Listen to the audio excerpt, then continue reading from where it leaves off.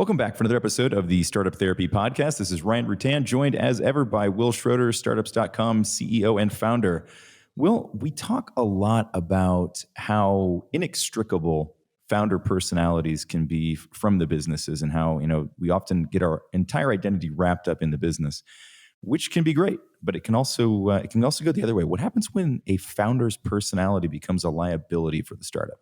Well, yeah, it's a problem because the founder is the one that has to determine that the founder is the liability in the company. and like, how many people actually have that much self-awareness that they would even understand that they should look for that? Because it's like everybody in life, right? Like, we all think that whatever problems we have in life are somebody else's problems that I'm just dealing with. It's very rare that you hear someone say, actually the problem is me and these other people are just like a reflection of my issues. Yeah, just when you're lying about a breakup. No, it's not you, it's me. And then on top of that, for the founder, all guns are pointing toward us, right? All eyes are on us.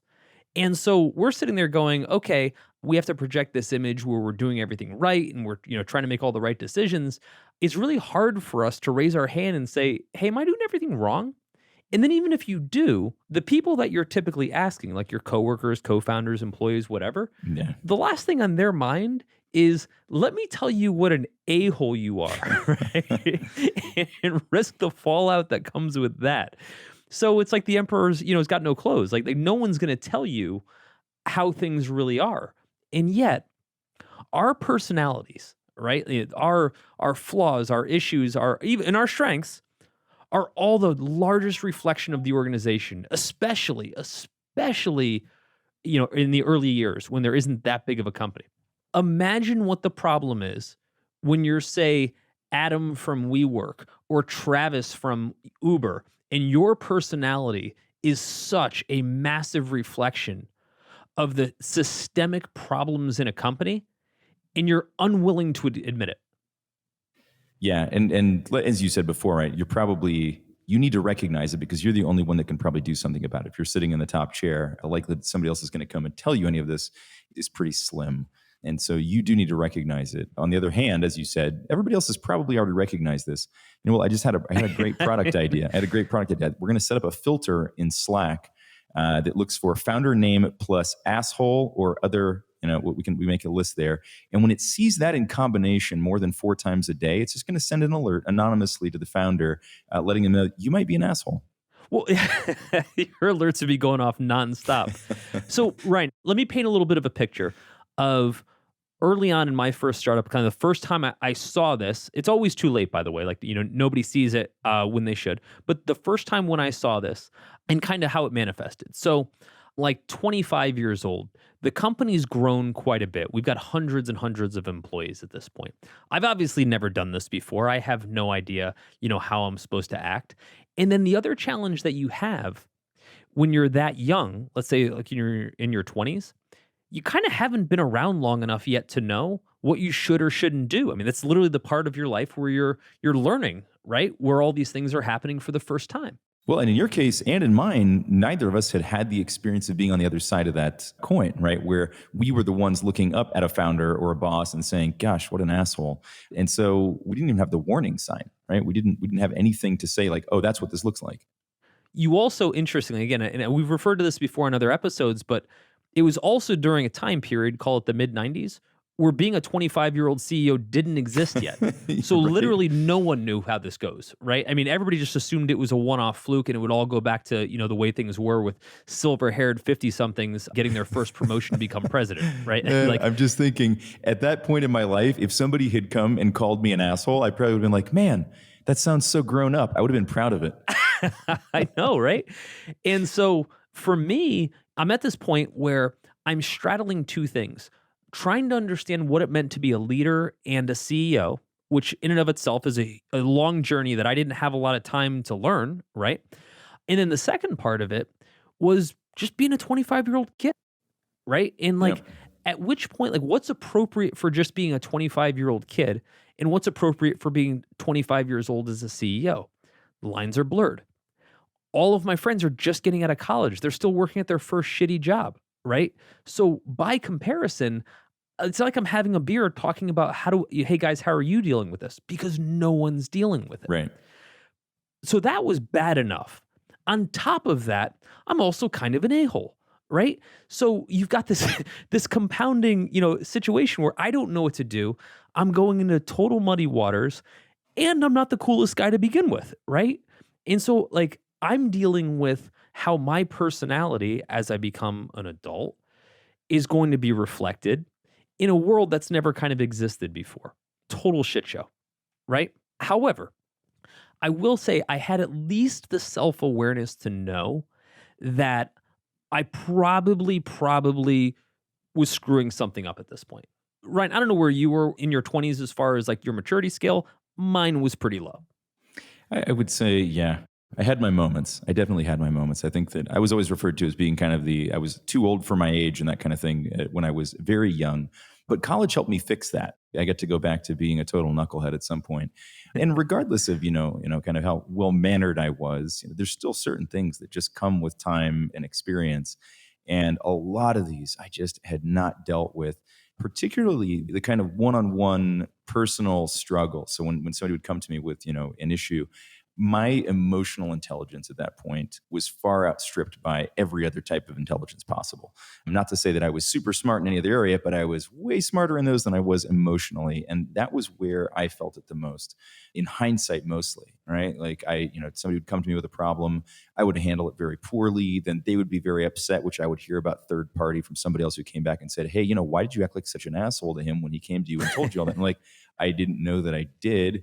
And I don't know what to do about it now. So I was very, very much ill-equipped and learning on the job at that point. Okay, so but again, all these things exacerbate for a founder, especially a young founder. Yes. You're going through life, you're becoming an adult for the first time. And I don't mean that in a condescending way. I mean, just that's how it works. I mean, that's how you start to kind of learn how the world works. You have all these interactions you didn't have before. Yep. But then it gets compounded because now you're the founder of a company.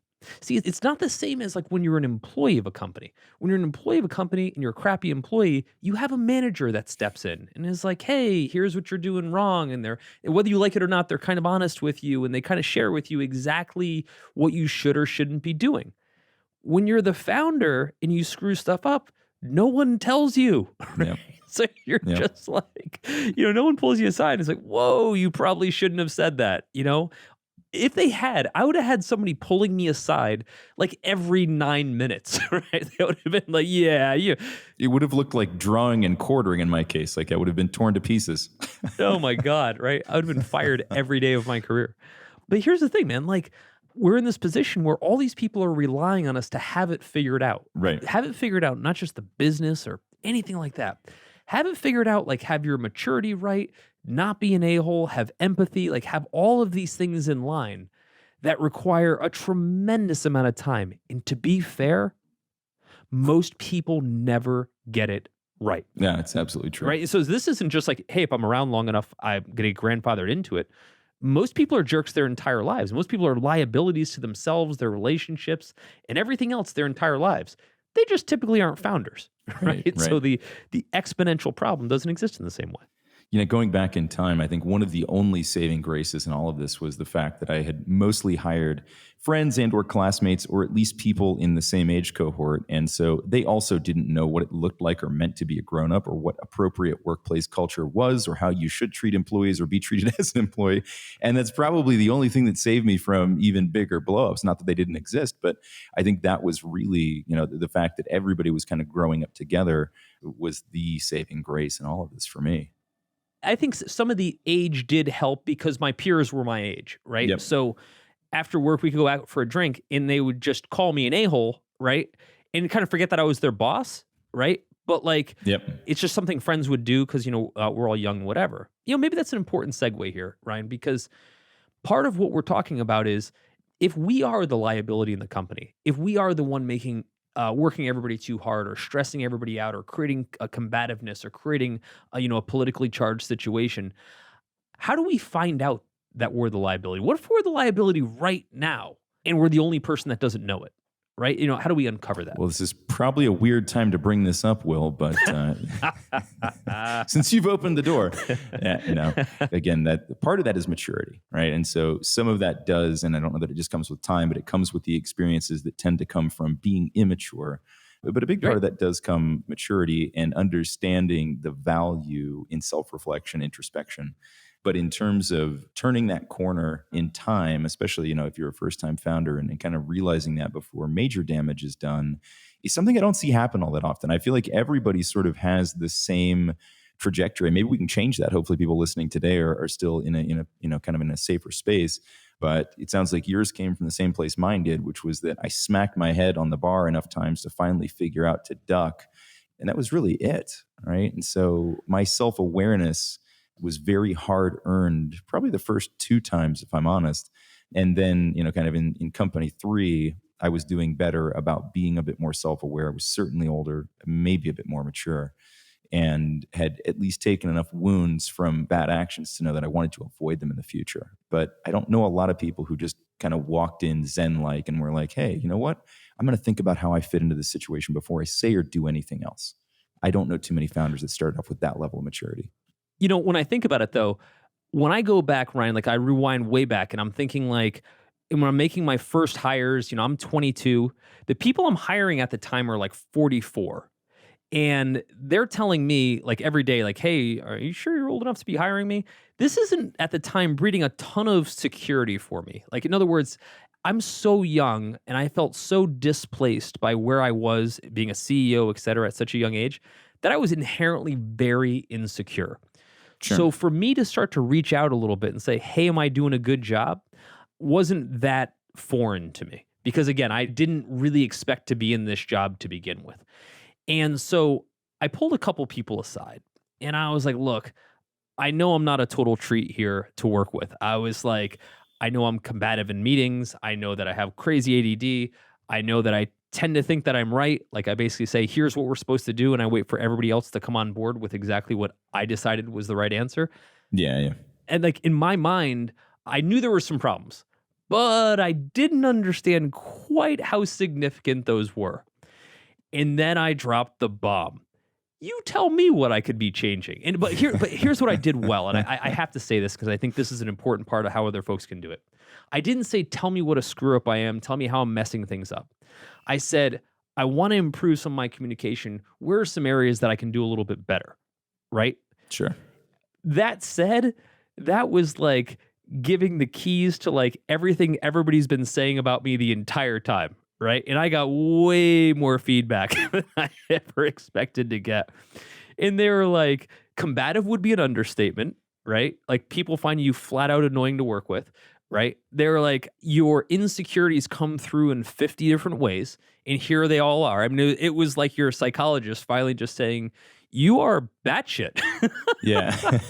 And I've never forget like during these conversations, it all happened in one afternoon. Cause I asked one of my friends, and again, he was very open with me, way more open than I thought he'd be. And then I was like, whoa, does anybody else feel this way? And I went to another friend thinking they were like, oh, I don't know what he's talking about. And they were more like, and then this and this. I was like, wow. And it just shook me, man. Like I got to a point where I was like, I'm this far off and no one's told me? I mean, whoa. Right. And then I think about, well, man, like we're in a client-facing business in the agency business. How many clients felt this way and never told me, or didn't sign with us because they felt this way? How many people never came to work with us? How many people left? Like it all dawned on me at that one moment what a liability I was and how important it was to fix that. Yeah, there's a couple of things that you touched on that I think are really, really important here. The one around the insecurity piece, I think, is critical, and I think this is one of the things that can actually really stop people from seeking this feedback in the first place. And that's a really, really bad move, right? Because whether you're aware of it or not, and whether you're getting the feedback or not, those thoughts are already occurring in the people around you.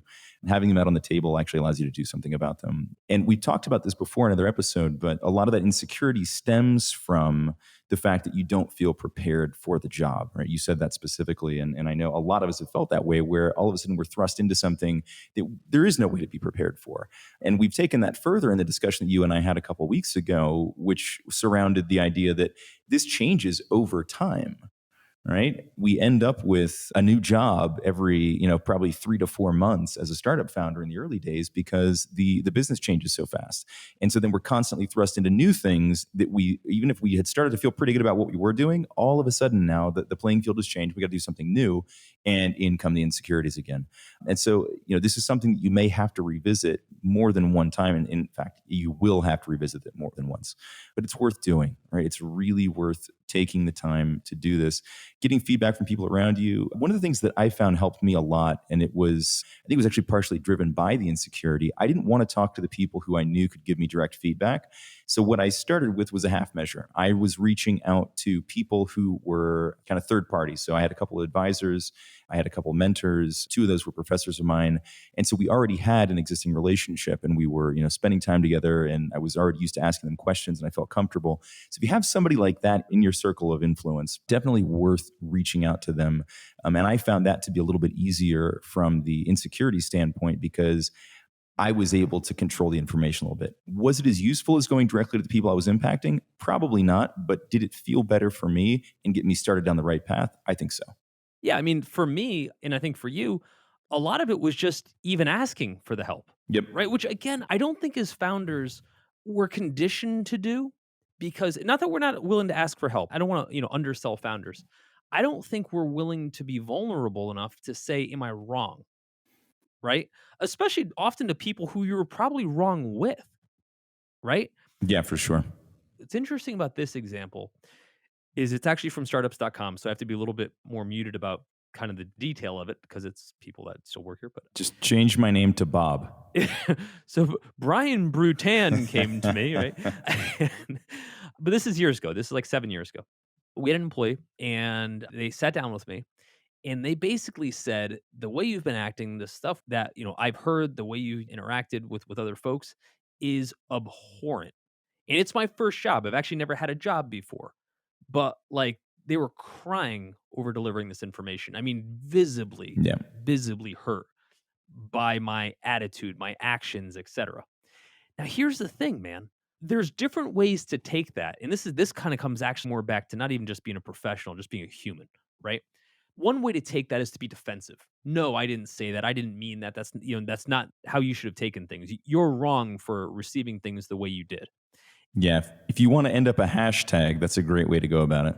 Yeah, oh god, right? It was like, but even if that were true, what a colossal mistake that would have been on my end, right?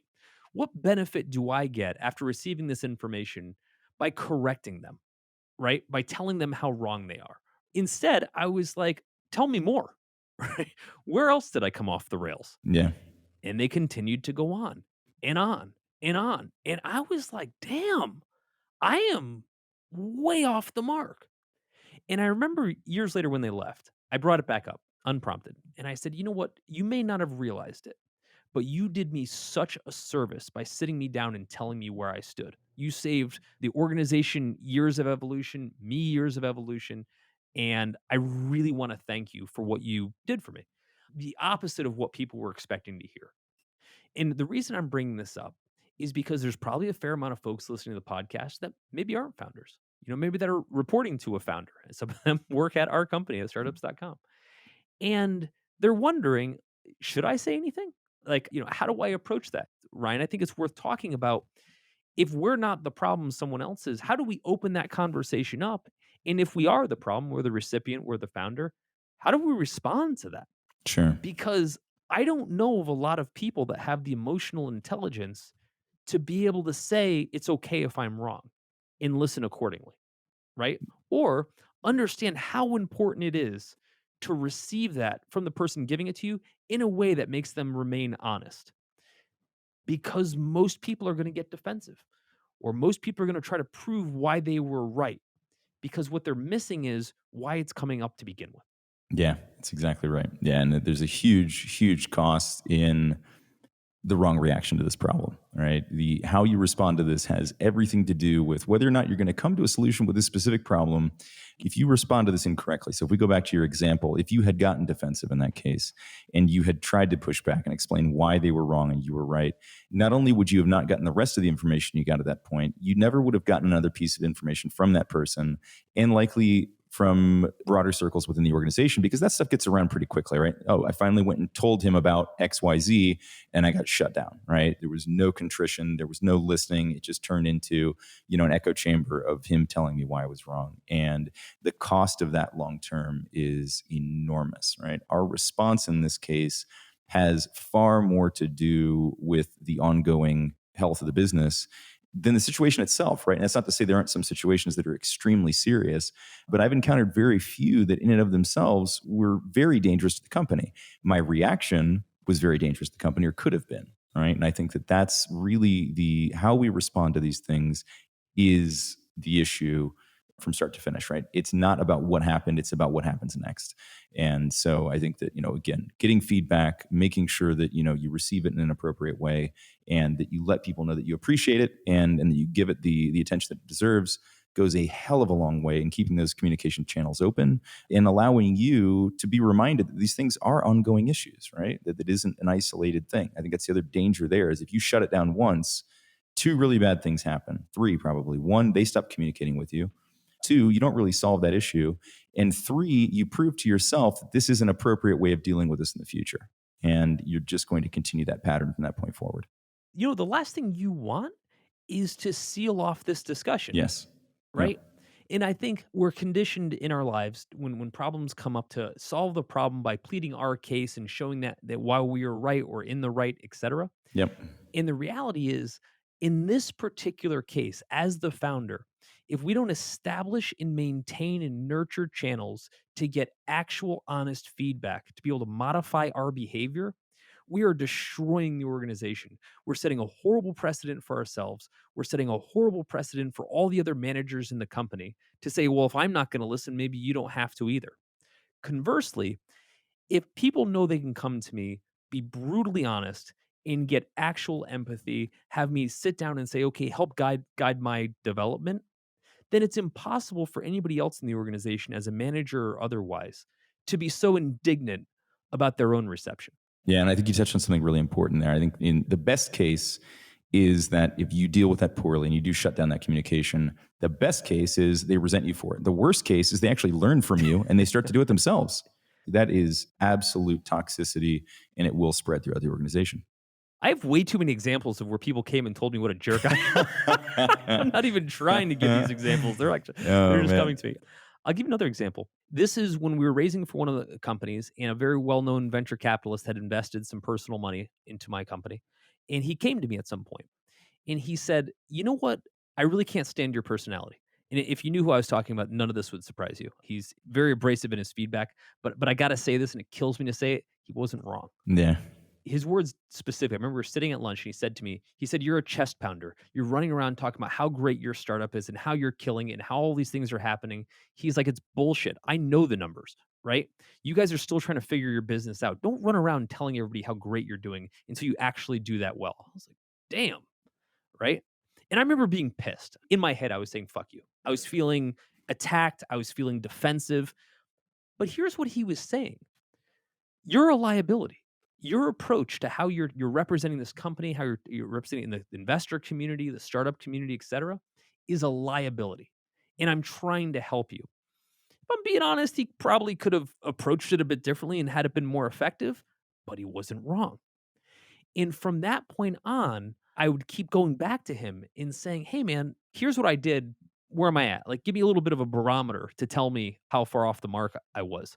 Incidentally, apparently I was always off the mark. I was like the kid that couldn't make dad proud. But the point is, he was willing to stick his neck out to establish some rapport with me. He was willing to stick his neck out to try to kind of course correct me a bit. And while it took me a little bit, I was a little bit of the horse that needed some breaking in. It did help, and I did respect that channel. And to this day, when we have a conversation, he provides his feedback. I take it very seriously because I understand if I break that line of communication, that I'm setting myself back and that I don't mean to be the liability. When I hurt people's feelings, when I said the wrong thing, when I was combative, I don't mean to do that. I'm not letting myself off the hook. I'm just trying to say there's no malintent there. Yeah, But it yeah. doesn't mean I wasn't a jerk, Right. right? And it's my job to own up for that. And I think it's every Yeah, founder's it's job to own up for that. Oh, it is. And it's important that you're aware of it, right? I mean, we've talked about that from the beginning, but the issue still exists whether you're aware of it or not. And Right. so making sure that you've built an organization that feels comfortable sharing that kind of information with you is critical, because at some point, you ever tried to put a nozzle on a hose with the water running? Right? It's really hard to contain that kind of pressure, right, without a huge mess. And so you don't want to try to cap that off. You don't want to try to just block the communication. You need to let it flow and you do something with it, right? To your point, most founders aren't trying to be jerks, right? It does happen. It happens it happens to non-founders too, right? It's not limited to us either. But the awareness and the information that it takes to be aware of it in the first place is that first step. And then what you do with it is everything from that point forward. I would say this, as a founder, it is my job to keep myself self-aware of how my actions, of how my personality affects the organization. If I try to write everything off, like my bad behavior is in the name of the company. This is, the Travis Kalanick, kind of feel, which is I'm going to bulldoze everything, but it's for the good of Uber, Right. right? And I got to tell you, there's a part of me that thinks, hey, you're not entirely wrong, but that doesn't get you off the hook either, right? Yeah, maybe that's what it took, but you were still an a-hole, right? And you caused serious damage in the organization, the culture, et cetera. And you need to account for that. As a founder, where I make the mistakes, I know I'm going to make mistakes, right? We all do. The only thing that we can do is try to at least open ourselves up to say, look, I'm going to come off the rails from time to time, but I give you permission to kind of help bring me back on. I think that's the only set of boundaries you can create to keep yourself in check. If you don't, we know what that looks like. WeWork story. It's horrendous, despite the outcome. Yeah, and that's the thing, right? And this is something that's really important to remember. As founders, we do not get the benefit of being able to say, well, don't question my methods, question my results, right? The methods are absolutely constantly under scrutiny and question, and they should be, right? We're leading an entire organization. We're setting the pace, the tempo, and the culture for an entire organization of people, and it impacts the business, it impacts their lives. And so we should live up to that. And it's a big responsibility, but it's willingly or not, or knowingly or not, rather, we shoulder from the very beginning in the start of the organization. I agree. And I think that, again, part of it's setting tone.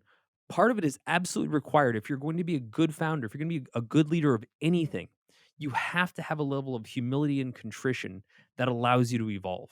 If for all of us, just as humans, leadership or not, if we're not willing to say we're wrong, if we're not willing to say, what could I have done better in that situation?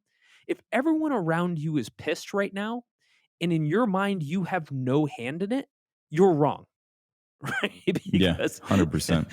there's no way to have two people involved in a problem where only one of it, whether it's a breakdown in communication, whether it's a lack of contrition and understanding, humility, etc.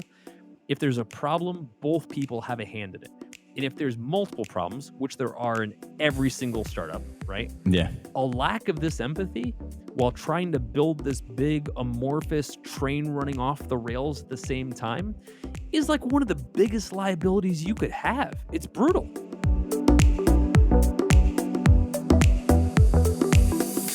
That's a wrap for this episode of the Startup Therapy Podcast. This is Ryan Rutan on behalf of my partner, Wil Schroter, and all the Startups.com family, thanking you for joining us. And we hope you'll continue to join us. Be sure to subscribe, rate, and comment on iTunes or wherever you love to listen to Startup Therapy. You can find all of our episodes at startups.com/podcast. If you're looking for more amazing resources to launch or grow your startup, be sure to head to startups.com and check out Startups Unlimited. It's everything we have to offer, from our online university to our amazing community of experts and founders, and even all the tools we've built like BizPlan, Fundable, and LaunchRock. It's everything a founder needs. Visit startups.com/begin. That's startups.com/BEGIN. You'll thank me later.